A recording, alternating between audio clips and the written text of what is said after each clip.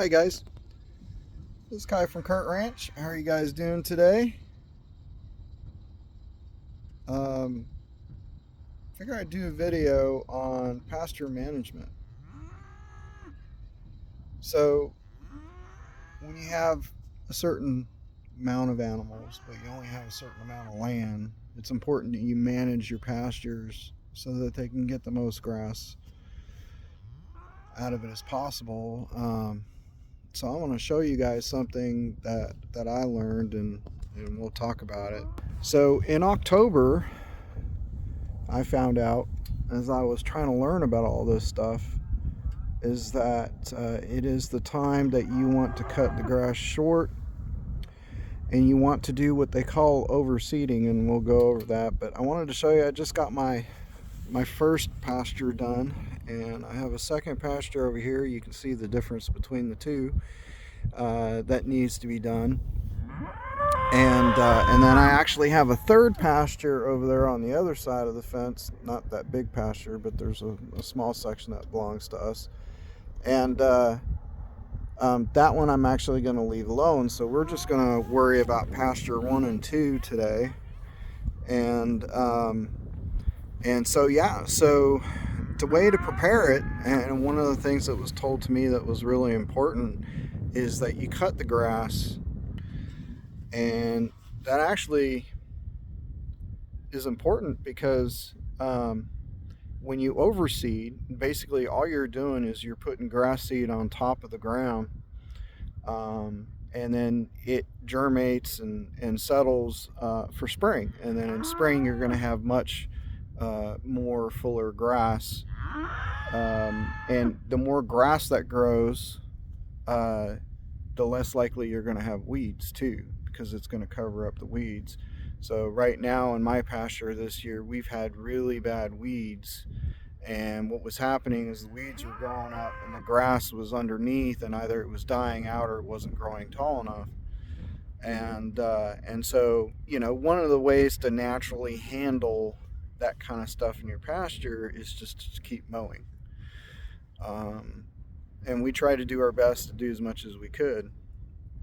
But we have some bare spots, and while there's still quite a bit of grass out here, as you can see, we definitely want to have a much better yield, a much better field for next year. And I figured maybe if we do a little bit of pasture management, we'll cut it down.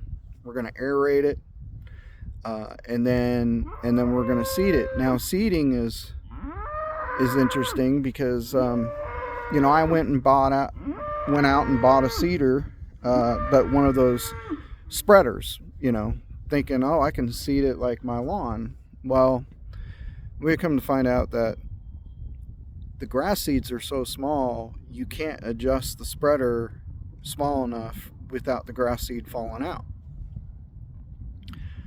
And I said, well, there's got to be a way to be able to use the spreader. And luckily, one of the things we have done is we've been creating a compost with all of our animal fertilizer, and we're creating fertilizer from our animal fecal matter. And so actually what we're going to do is we're going to mix the grass seed in with the compost. That makes it thicker, and plus I get to seed, I get to fertilize all at one time. It's all natural. I'm not using chemicals. And yeah, by next year, hopefully it'll be really nice grass for the animals to eat, and hopefully we'll cut down on some of the weeds that are out here as well. And there are, you can test the soil. Sometimes you might want to test the soil because you can deplete an acid. Your pH level matters. And so you can get simple. I try to keep it simple, stupid. So I'm doing, standard compost fertilizer. I'm doing some nice grass seed. I'm doing, if I need to add, if my pH level is a little low, which I believe it is, I'm going to also add some lime to that fertilizer, which will help bring the acid up. there are 3 different nutrients the ground needs, but then there's a set of minerals and acids that it also needs as well: nitrogen, potassium, and phosphorus. And then, of course, your acid levels, either bases or acids that you want to add to it. So agricultural lime is pretty popular. It gets used a lot for that kind of stuff. And I got to tell you, before I had this ranch, I knew none of this stuff. This was all either taught to me by my neighbors, my friends that own ranches, or research I did online. The other thing is, you keep hearing me say natural. When it comes to my pasture, I really don't want to use chemicals, because whatever chemicals you put into the grass, that's the chemicals you're putting into your animals. And it is a personal preference. Some people might disagree with it, but if there's things that I can do naturally to manage my pasture, that's what I'm going to do. That's how much we love our animals. So, but I know you guys are wondering, there's my bull, there's my horse, one of each. I guess